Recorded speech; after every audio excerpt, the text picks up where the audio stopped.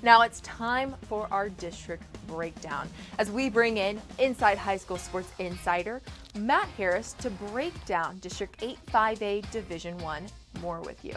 Matt?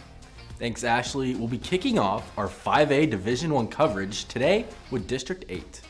First up is the Magnolia Bulldogs. They went 8-4 in 2019 and are primed to build on that record in 2020. The Bulldogs return highly recruited offensive lineman Matthew Wyckoff, as well as two-year starter Travis Moore at quarterback.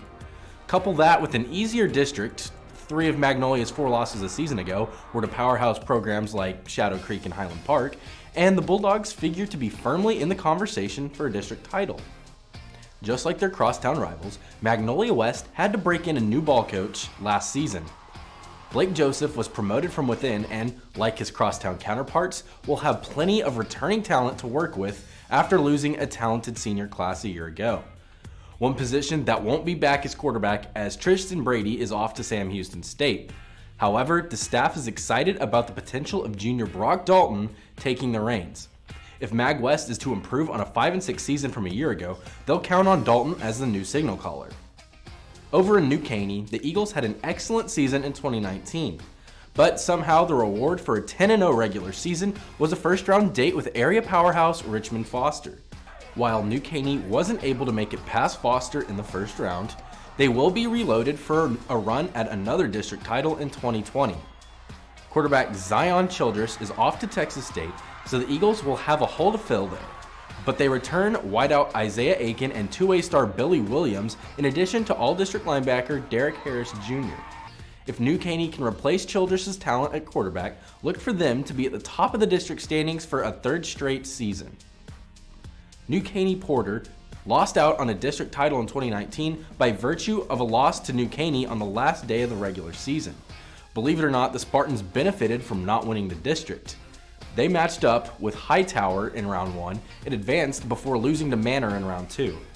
Unfortunately, Porter will have to replace a lot of talent heading into 2020 if they want to compete at the same level as last season. Quarterback Jack Riley is gone, and whoever steps up will be attempting to fill his big shoes. Meanwhile, Cleveland moves up from 5A Division 2 after going 0-10 each of the last 2 seasons. The Indians might not be ready to challenge for playoffs in 2020, but they return dynamic offensive threats in Stephen Huey and Kerry Wood.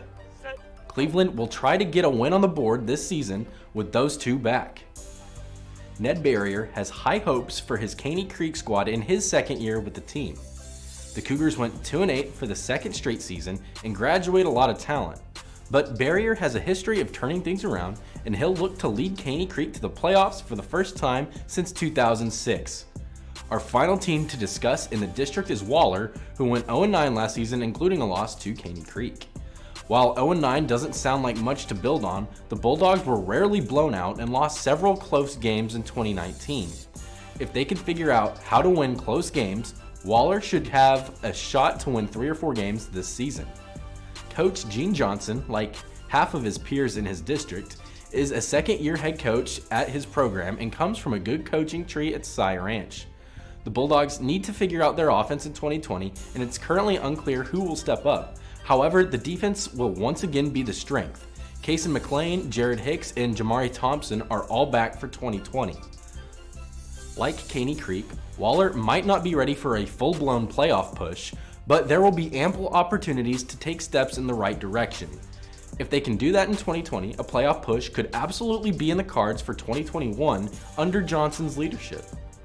That brings me to the final thing to discuss for this segment, my player to watch for District 8 5A Division 1, Magnolia's Travis Moore. The Bulldogs quarterback has plenty of varsity experience under his belt, but has been overshadowed by better players on better teams in his district the last 2 seasons. Now the spotlight is all his. Look for Moore to potentially lead Magnolia to a district title in 2020.